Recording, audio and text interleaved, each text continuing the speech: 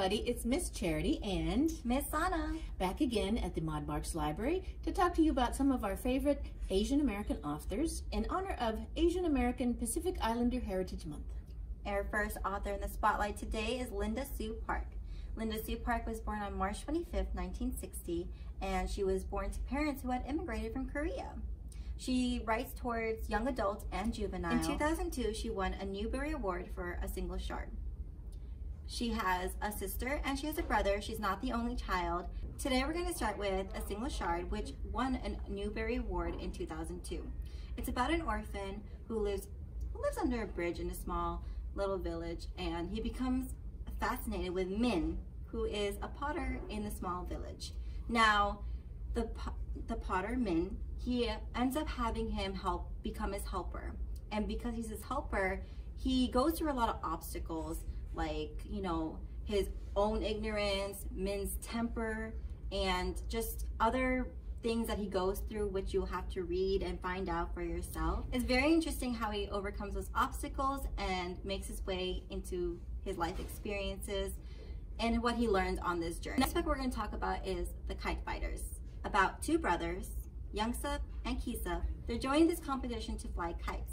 Now, the tradition goes that the oldest has to hold the family's name. The youngest, who is a very good kite flyer, he has to, you know, stay in second place, but he is really, really good at what he does, and he might even be better than his older brother. You might want to read this book and find out what happens, because it's a very interesting family dynamic, and it was really good to read.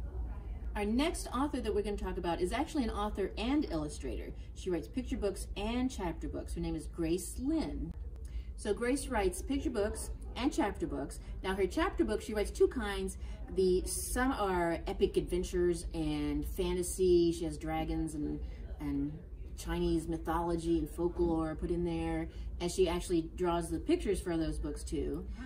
And then she also has books that are just kind of about regular kids. Remember that book by Vera Hiranandani and Sadia Faruqi? Yeah, where the girl goes across the world. Yes, that's similar. Yes, in this one, the main character, she goes to Taiwan, and people expect her to be able to speak Chinese because she looks like everybody else in Taiwan, but she can't.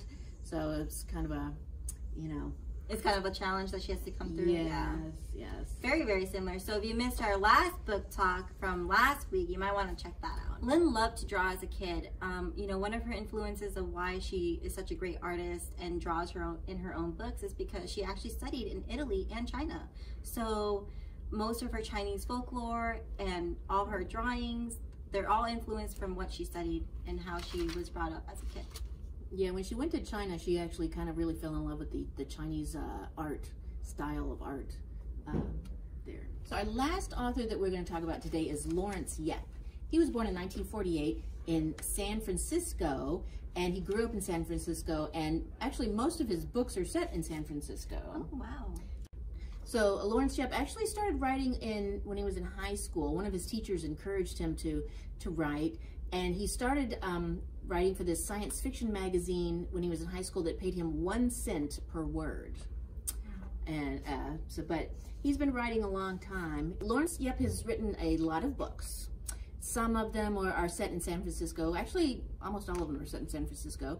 He's got some American Girl books about Isabel, and he has one series of books that's about a family that's, well, about 7 generations of a family. So starting around 1835 and all the way up until the early 1900s, the different people in this one family. A couple of his latest books are about dragons, and actually it's the kind of dragon books that I like, where the dragon is the main character and does most of the talking. So the care and feeding of humans. These dragons apparently live like underground in San Francisco, but nobody knows about it. And then this girl, when her aunt dies, she inherits the house, and the dragon is in the house. And so the dragon, well, actually the dragon thinks that he inherited the girl, not the girl inheriting the house with the dragon. It's the opposite way. So he like tries to protect her and stuff? Well, you know, he's got to teach her how things go. Oh, okay.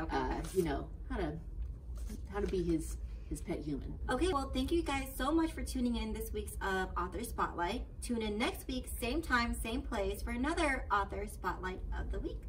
Call today for a book bundle, and if you want to place any of these books on hold, we can do that for you, and we will see you next time.